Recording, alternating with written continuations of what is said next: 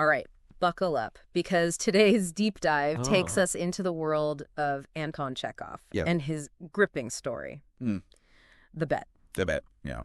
We're about to unpack a story that's so much more than just a simple wager. Right. It's a psychological thriller disguised as literature. Yeah. We're dealing with big questions. Big question. About freedom, isolation, and the very meaning of life. It's true. All within the pages of a single short story. And what's remarkable is how Chekhov takes this seemingly straightforward premise, a bet, and uses it to explore such profound themes. Right. It's a masterclass in building suspense while delving into the depths of human nature.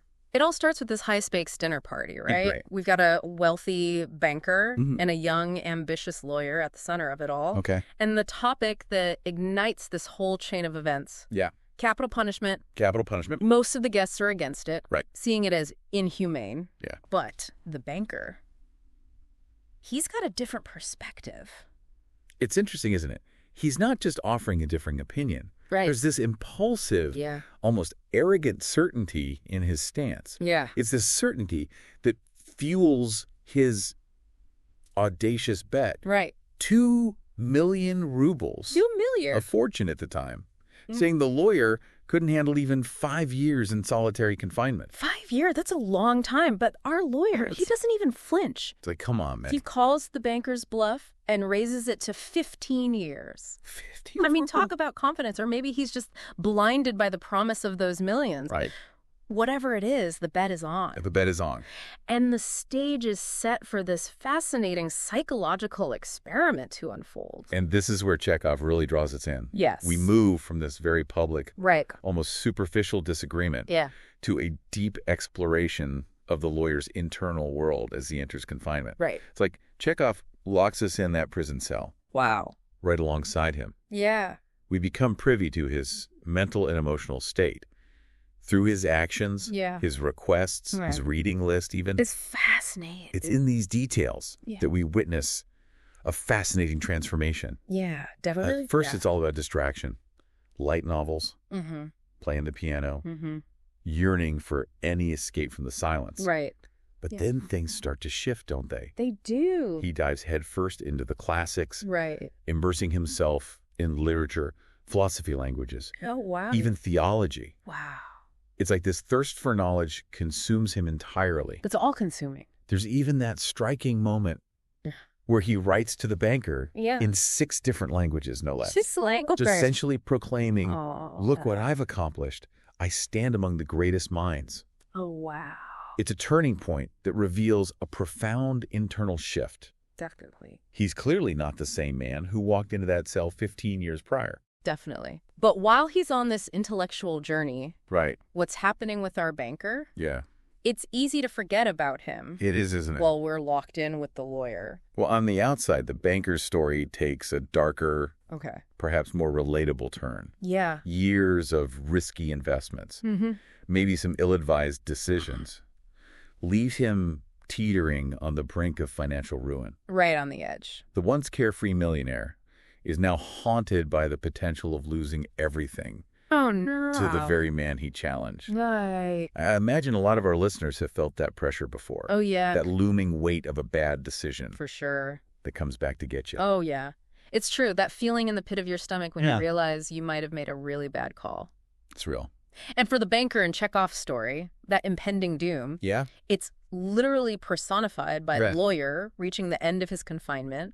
That finish line is in sight, and the banker, he starts to panic. Exactly. And it's that desperation that leads him down a very slippery moral slope. Wow.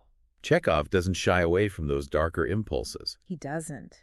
Even in characters we might initially perceive as civilized and refined. Right. The banker becomes consumed by this idea that the only way to escape financial ruin is if the lawyer doesn't survive the bet. Oh, no. Yeah. So on the eve of the bet's end, the banker decides he has to take matters into his own hands. Wow. He sneaks into the prison wing. Oh, my God. With the intention of killing the lawyer. Oh, wow. Talk about a turn of events. It's like something straight out of a psychological thriller. It is. The tension is so thick you could cut it with a knife. You really feel it. At this point in the story, what's going through your mind? Well, Chekhov's a master at setting the scene. Yeah. And the way he describes this encounter, it's bone-chilling. Really? The eerie silence of the prison. The lawyer's almost otherworldly appearance after years of solitude. Right. It's unsettling. Yeah. But what makes this climax so powerful is what the banker finds. Yeah. A letter written by the lawyer. A letter. And let me tell you, this isn't your typical prison confession. Yeah. Right. Yeah. This is different. This is different. Yeah. Yeah. This letter is where Chekhov really flips the script. Okay. It's a complete and utter rejection of everything the banker holds dear. Wealth, status, even life itself. Like a complete 180. It's almost like the lawyer looked into the abyss of knowledge and came back utterly transformed. Well, he's a different person. Precisely. Wow. The letter reads, everything is void, frail, visionary and delusive as a mirage. Powerful words. He's not just rejecting the money, he's rejecting the entire framework of worldly values that the banker represents. Right. He's attained a level of understanding that transcends material wealth and societal expectations. So he's basically saying, I've seen it all. Yeah. And I'm not impressed. It begs the question, has he found enlightenment or fallen into despair? Right. It's like he's saying, I've lived 1,000 lives through these books. I've experienced the highest highs and the lowest lows. And you know what? It's all meaningless compared to something else, something deeper. And the most powerful part? What's that? He doesn't just talk the talk. He walks the walk. What do you mean? He chooses to forfeit the bet. What? Deliberately escaping through a window. Yeah. Just minutes before the 15 years are up. Are you serious? He could have walked out a wealthy man. I know. But he chooses to slip away unnoticed. Yeah. With nothing but the clothes on his back. Wow. What do you make of that? I think it speaks volumes about his transformation. It's as if he no longer sees himself as a participant in the game that the banker set in motion. Exactly. So what now? Does he escape into a new life of freedom or into the void he describes in his letter? That's the million-ruble question. Yeah. Isn't it? It really is. And it's one that Chekhov leaves open for us to grapple with. Of course he does. But one thing's for sure. The banker is left reeling. Oh, I bet. Can you imagine going from believing that you'd be rid of this looming debt to realizing that you've been completely outmaneuvered on an intellectual and philosophical level? Oh, yeah. The look on the banker's face must have been priceless. I imagine it was a potent cocktail of shame, relief, and a healthy dose of existential dread. Oh, man. This wasn't just about the money anymore. Right. It was about having his entire worldview challenged and found wanting. Talk about a reality check. Right. But that ending, though, it's not your typical tidy resolution. No, it's not. It's almost like Chekhov leaves us hanging. He does. Forcing us to ask ourselves who really won the bet. That's the beauty of Chekhov's writing. Right. He doesn't hand us easy answers. He doesn't. He gives us this incredibly layered story, this glimpse into the human psyche, and then invites us to sit with the discomfort of ambiguity. Yeah. To ask ourselves, was the lawyer's journey a victory of self-discovery or a descent into nihilism? It's a question for the ages. It really makes you think, doesn't it? It does. And, about what freedom and fulfillment really mean. It's true. And that's what makes the bet so thought-provoking. Right. It's not a simple morality tale with the clear winner and loser. It's not a feel-good story. No. It's this nuanced exploration of freedom, knowledge, and what it means to truly live. And it really makes you question those traditional ideas of a good life. Exactly. Like you take the lawyer, for example. Okay. On the surface, you might see his transformation as a victory. Yeah, he's come so far. Right. He's conquered this incredible intellectual and spiritual mountain. Right. But did he actually reach enlightenment? That's the question, isn't it? Or did he just end up,